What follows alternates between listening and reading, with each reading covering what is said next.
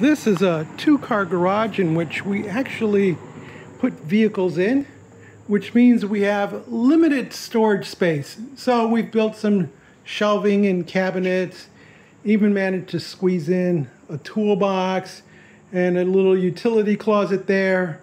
Got some shelves going, some places to hang stuff. So we've tried to make the most of our limited space, but there are times where I'm working on a project over here and the tools are way over there, and it would be nice if there was some little kind of box or something that I could put my tools on.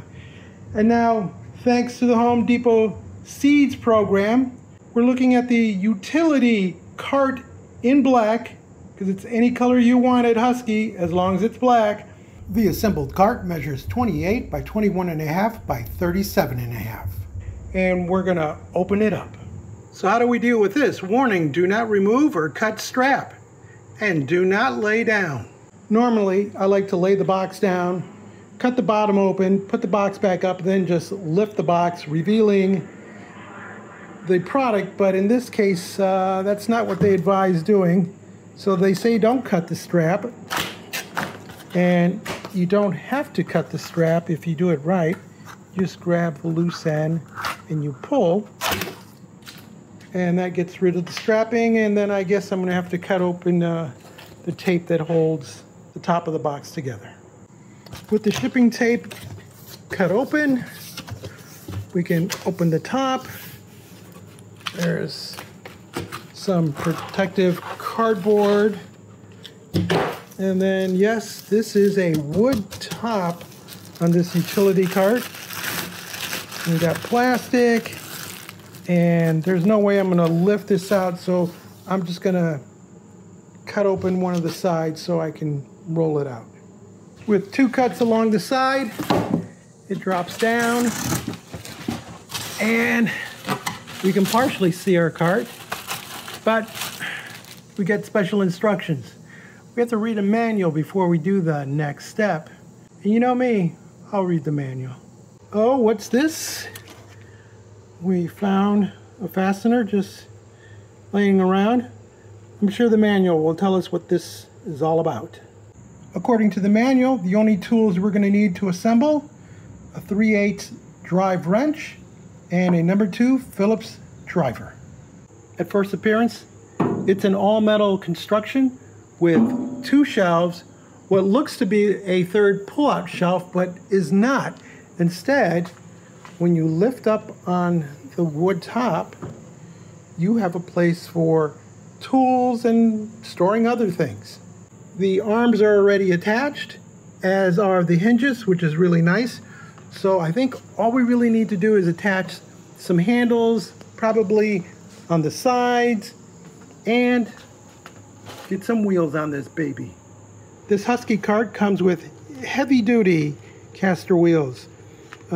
One pair has a brake, the other does not, but they both have ball bearings, solid metal with a plastic wheel on all of them, but it's really heavy duty looking. So these are going to mount, of course, on the bottom. You have 4, and usually you lay out the braking wheels on one side and then the free wheels on the other, but you can do as you please. Note one thing: when you're putting this cart on its side, the lid, at least with me, has a tendency to open up, so just be aware of that so it doesn't bump or get scraped along the edge. I like to take all the parts and organize them and group them. So in this case, you see here that we've attached our spring washer and then our washer onto our bolt, and we've configured a grouping for each of the wheels so that we know we have everything we need there, and we've accounted for all the other fasteners and washers that we need to complete our assembly. First thing we're going to do, as the cart is facing us, is we're going to attach the wheels with the brakes at the front, and then the wheels without the brakes are going to go on the back. I prefer attaching the diagonals so that I have it mounted. Also, make sure to release the brake so that it swivels. As you add your fasteners, don't tighten them all the way down because you'll need a little bit of play to get all the bolts to align correctly. When I tried using the 3/8" wrench to tighten it, that was a fail because it's actually a 12mm fastener. The back wheels are fully fastened. When the spring washer is flat, then you're all set. Now we move on to the back wheels that get the non-brake castors. With all 4 wheels attached, you can just see what kind of build this is. As you can tell, the metal does flex if I push on it on the back side. A little bit of dimpling, a dent here and there.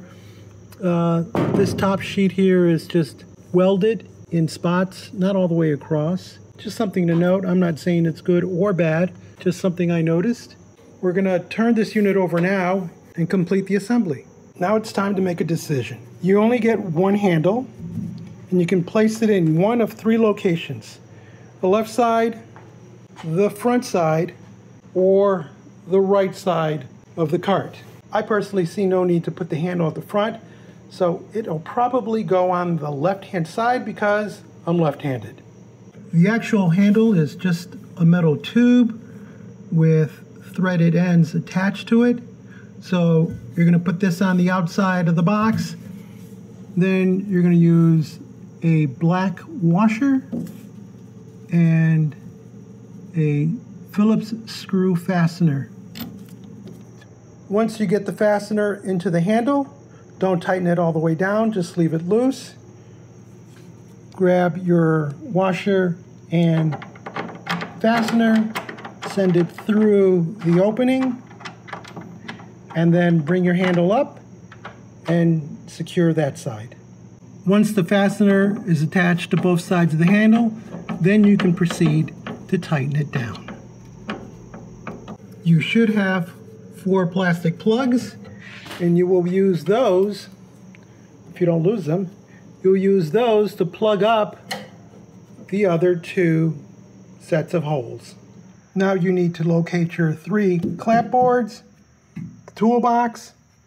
You're going to take each of the clapboards with the wider side towards the top, and there are these slots that are cut into the toolbox, and you're just going to pick whichever you like to make a little compartment. So you can have a very small compartment or a much larger compartment. You have up to 3 of these claps to use in your toolbox. Once your clapboards are in, then you can take your toolbox, go down, and above the first shelf, you'll see 2 holes for fasteners.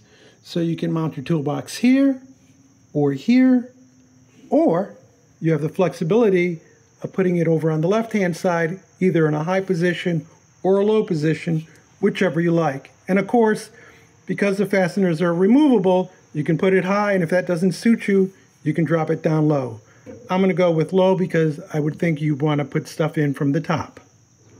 With each of the 2 eyelets being larger at the bottom than at the top, all we really need to do is take our fastener and just leave a gap for it to go over, and then we can attach our toolbox.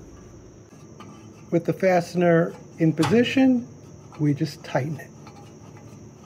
At this point, there shouldn't be any parts left over, although I did end up with 2 fasteners and 1 washer. Things I like about this cart are the big castor wheels with their brake function that you can just use your foot on. Now, I don't have this problem with that toolbox, so I suspect that this is just a little warped. But I figure once I get some tools in it and get some weight on it, it'll probably work just fine. I like the fact that you get 2 drawers. I like the little toolbox attachment that they've included. The metal is a little bit on the thin side. It flexes very easy. I think the top should be interesting because, you know, if you're working with tools, it's going to get scratched and dinged. But I like the look of it. And you lift it up, and here's an area to store whatever, products, tools, and look at this. Husky has included a little pad so that you can lay out your tools and they'll stay in place. So I like that. I like the fact that you don't have to go out and buy something else. The fact that this is already built together, you don't have to assemble this, is really nice. And the hinge is really nice and just works very well. Mine suffered from a few dings here and there, but you know, that wasn't the manufacturer's fault so much as the people who delivered it. Overall, I like it. Things that I don't like so much would be the thinness of the metal. These stickers here, instead of being really easy to take off, you're going to need some adhesive remover because they just start to shred as you pull on them. So I don't know why they put super glue on these labels. They don't need to be that way. I wish they would have included two handles so you can put one on either side, because you're more likely to need to pull and push this than to grab the front end. The utility cart has a maximum capability of 500 pounds. And that issue with the uneven casters, that went away once I started adding weight to the cart. With the exceptions of the castor, toolbox, and a handle, there's really no assembly needed because the shelves are already in place. So is the top, the hinge, and the spring arm that keeps the top up. If you found this video interesting or useful, give us a thumbs up, leave us a comment, join the subscription team, and as always, thank you ever so much for watching.